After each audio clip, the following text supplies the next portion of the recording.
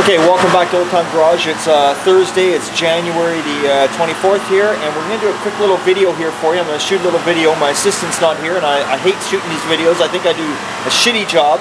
Anyway, so she's out there watching. Yeah, you do a better job than I do. Big thumbs up. Somewhere. Where's my thumb? See, I can't even do this right. There's my thumb. Anyway, we're going to do a quick video here. We're going to show you a couple of little things. We're working on the Chevelle, the 68 Chevelle.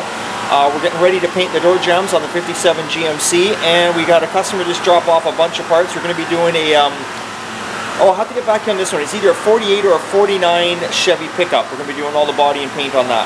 So anyway, let's just take a quick look here what's going on with the Chevelle door. Okay, here we go.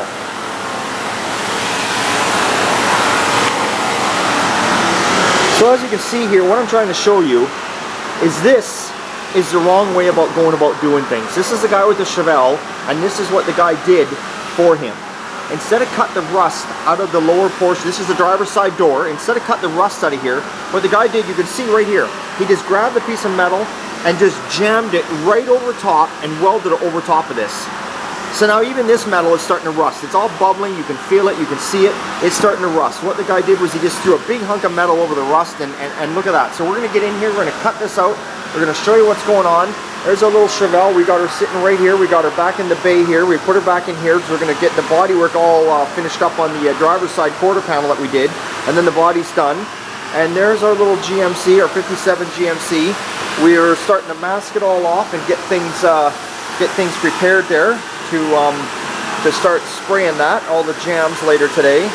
And Davey boy is working away in here. He's working on our 48 or 9 Chevy hood. There, wave at the camera, Dave. Wave at the camera. Very good, very good. Okay, there we go. So that's what's going on here. So we'll get right back here, and I'll show you the how you don't go about doing rust repair this way. This is the wrong way. This is totally the wrong way. Okay, let's get right back here. We'll get this piece cut out.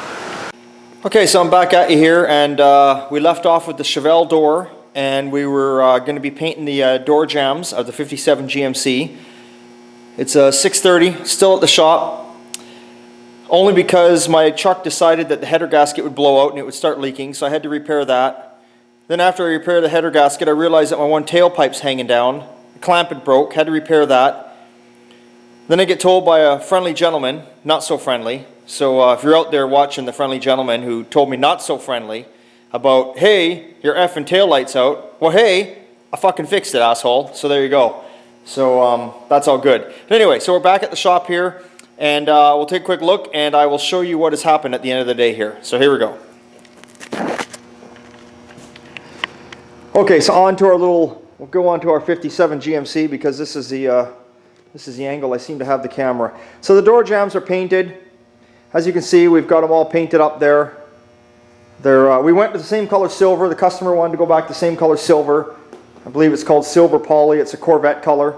So they're all painted back up. Now you're probably looking down here and you're probably thinking, what the hell? It doesn't look like it's painted along there where the black is.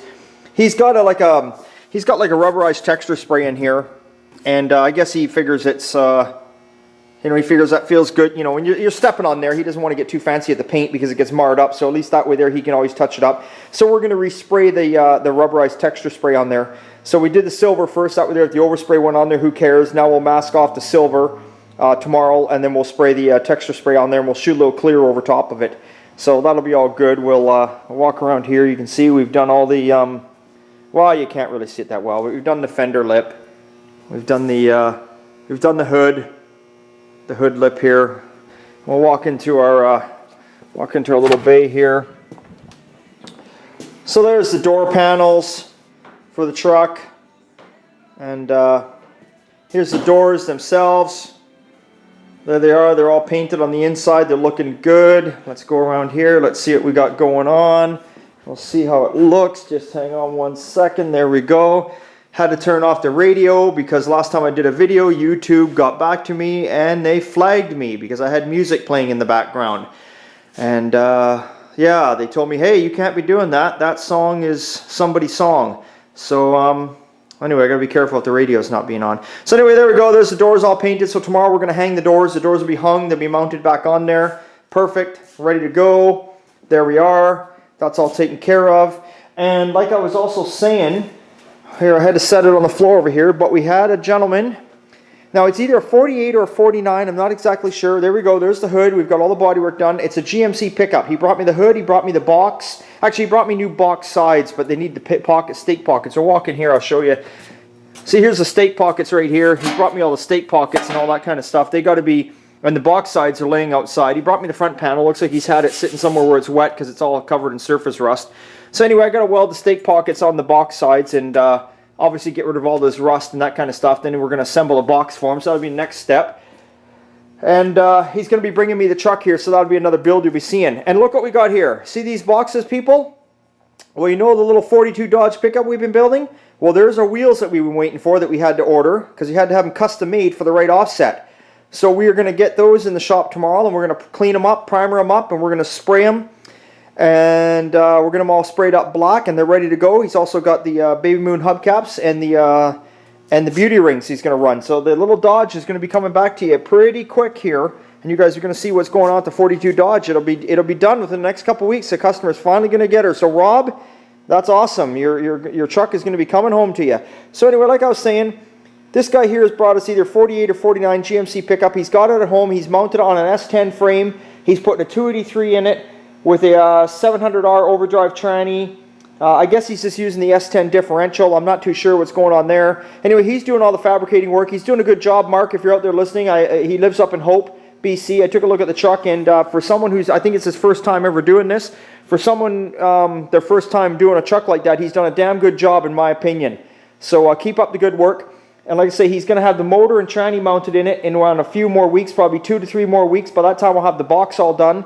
He's going to bring me the truck down, and then we'll get going in the truck, and you guys will see the whole truck here. And we'll do a little film, and you guys can see how he's mounted everything and what he's gone about. So anyway, back over on our Chevelle here. You can see we started doing some of the body work up top here earlier today, or later today, I should say, up where the quarter panel welds on to the up to the roof line there. So we started doing the body work there. Now our door, I'm not finished the door. Where'd we go here? Here's the door. Here's the piece I wanted to show you. This is a piece I cut out. Here, let's set this down because my fat hand's in the way. Here's a piece I cut out. As you can see, I was showing you at the beginning, it's overlapped. Now that is not the way to do things because it's just not the answer. I mean, it's just a moisture trap in there and it's going to rust again. But with that being said, this car is a 68.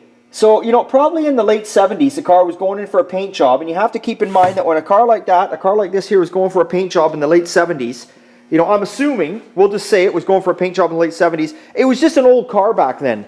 So, you know, a lot of times back in those days, that's how they would repair stuff. They'd just bang a piece of metal over top of the rust so they had something to stick the Bondo to, and away they'd go. Because nobody ever thought about collector cars. Nobody thought anything of it. We say it all day long. If only we could have kept the cars we had when we were younger, we'd be millionaires. Well, at least according to Barrett Jackson, we would be. Anyway, that's just... Anyway, you can take that as a shot or not. But yeah, so we'd be millionaires, you know, if we kept all those cars. But that rust patch that you see right there, you know, if somebody was doing that kind of work today, I would say, hey, that's pretty shoddy, that's pretty shitty work. Unless they were really on a budget and it's all they could afford to do and that's it. Well, then, you know, maybe I would understand it.